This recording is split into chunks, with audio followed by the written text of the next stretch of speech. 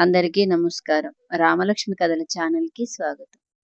ఈరోజు మనం చెప్పుకోబోయే కథ పేరు 'విడాకులు తీసుకున్న భార్య' మళ్ళీ అదే భర్తను ప్రేమించింది. తిరిగి రాని దూరం. రాత్రి స్నేహ ఇంట్లో నందిని బాల్కనీలో ఒంటరిగా కూర్చొని ఉంటుంది.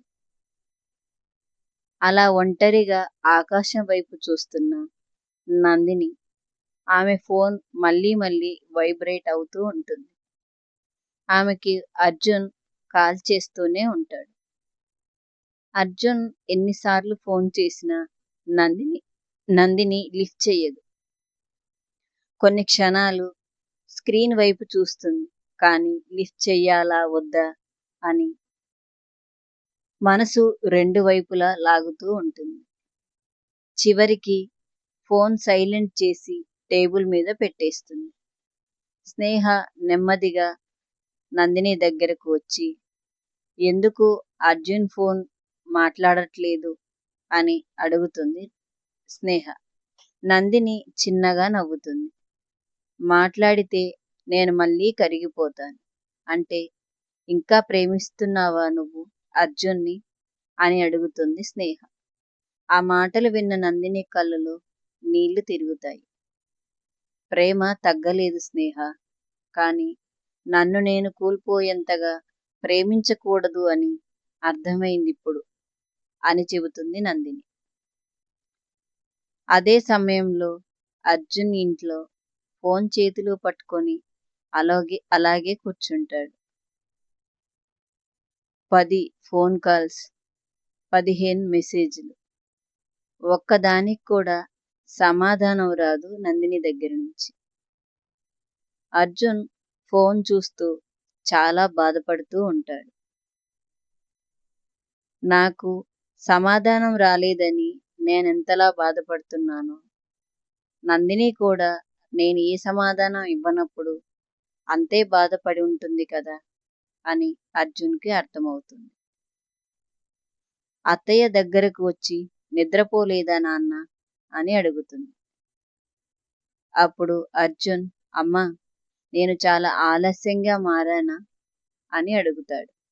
అప్పుడు అర్జున్ అమ్మ కళ్ళలో బాధ కనిపిస్తుంది.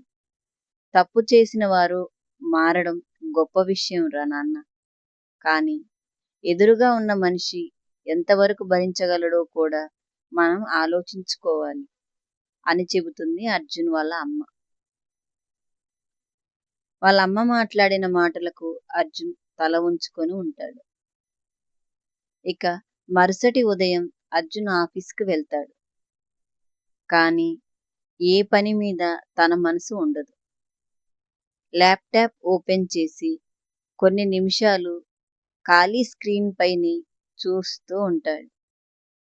తనకు ఏ పని చెయ్యాలో కూడా అర్థం కాదు. ఇంతలో రాహుల్ వచ్చి, ఏమైంది అర్జున్ అని అడుగుతాడు. ఆ మాటలు విన్న అర్జున్ చిన్నగా నవ్వుతాడు.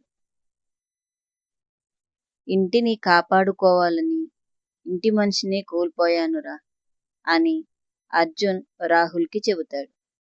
ఆ మాటలు విన్న రాహుల్ నిశ్శబ్దంగా అర్జున్ భుజంపై చేయి వేస్తాడు. ఇంకా ఆలస్యం కాలేదేమో అర్జున్ అని చెబుతాడు. ఆలస్యం అయిందిరా రాహుల్ అని అర్జున్ బాధపడుతూ మాట్లాడతాడు. అర్జున్, నేను ఎన్నిసార్లు ఫోన్ చేసినా నందిని ఎత్తడం లేదురా అని అంటాడు అర్జున్.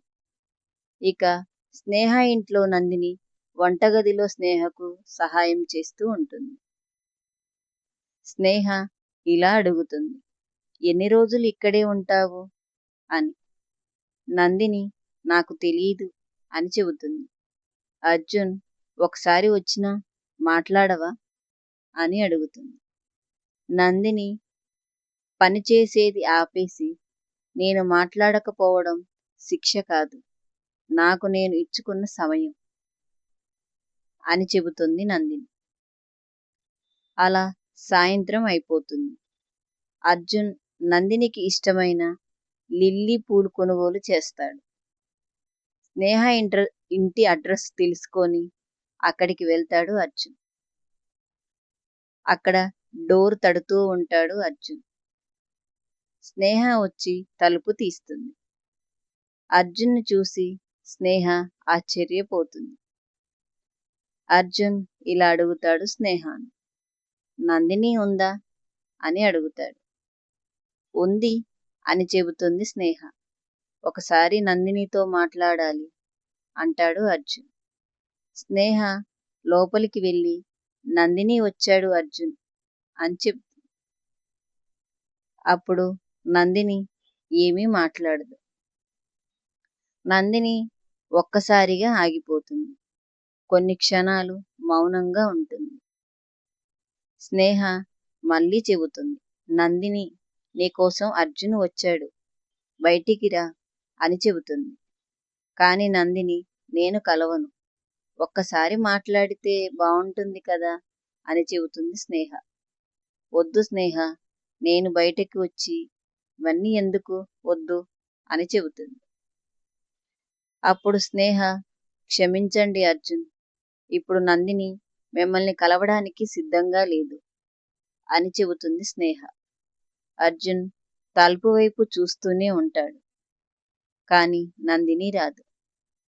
అర్జున్కి నందిని రాదని అర్థమైపోయి, సరే ఈ లిల్లీ పూలు నందినికి ఇవ్వండి అని ఆ పూలను స్నేహకు ఇస్తాడు. స్నేహ వాటిని తీసుకుంటుంది. అర్జున్ నెమ్మదిగా వెళ్ళిపోతాడు. కిటికీ కర్టన్ వెనుక నుంచి నందిని అంతా చూస్తూనే ఉంటుంది.